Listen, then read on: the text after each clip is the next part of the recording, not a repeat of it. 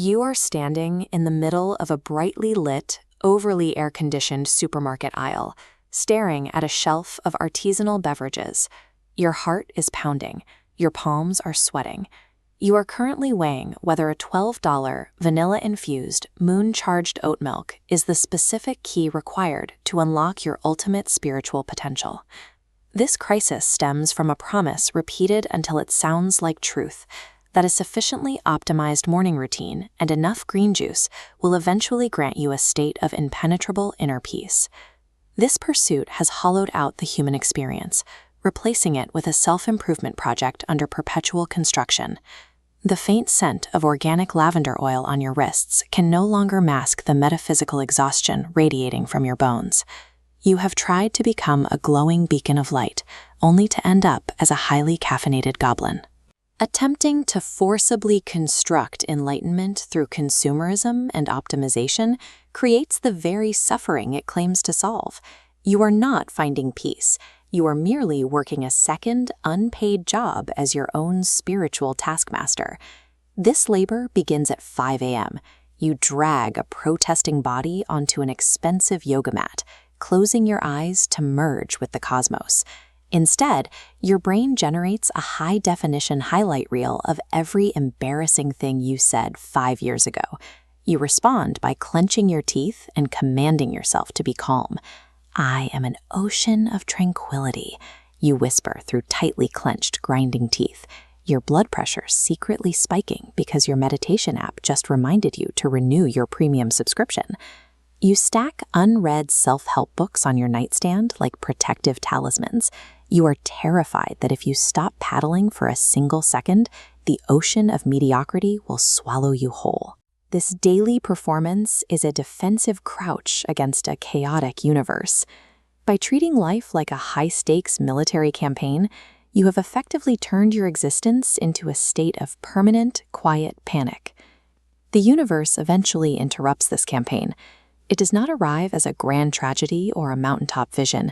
It chooses a random, unremarkable Tuesday. You are walking down a city street, clutching a $7 artisanal iced coffee you waited 25 minutes for. In your meticulously ironed outfit, you feel a fragile sense of invincibility. Then, a pigeon, an overweight, indifferent city bird, makes a tactical strike directly onto your shoulder. You freeze. You try to maintain your aura of zen, but your grip slips. The coffee plummets and erupts across your pristine shoes in a wave of sticky, beige despair. In this moment, the physical world refuses to respect your curated energy. The pigeon doesn't care about your morning routine. The pavement doesn't care about your shoes. The narrative of the perfect life has met a reality that cannot be optimized. For a well-adjusted person, this is a minor annoyance. But you have spent a decade suppressing your reality behind a dam of forced positivity. When the surface is this brittle, a single drop of chaos can be enough to trigger a total structural failure. You stand there, dripping in oat milk, locking eyes with a bird that feels zero remorse. The bubbling rise of emotion is no longer something you can breathe through or synergize. The dam of self-control, built over years of 5 a.m. wake-up calls and repressed frustration, vaporizes instantly. The pressure simply has nowhere else to go. You start to laugh. It is a deep, ugly, snorting sound that disrupts the entire street. You look absolutely ridiculous, and for the first time in years, the weight of that ridiculousness feels lighter than the weight of your perfection. The serious campaign of your life has been defeated by a bird, and the result is total liberation. This healing doesn't require a soundtrack. It is found in the quiet, comforting realization that you are allowed to be flawed. You stop performing as a guru of productivity.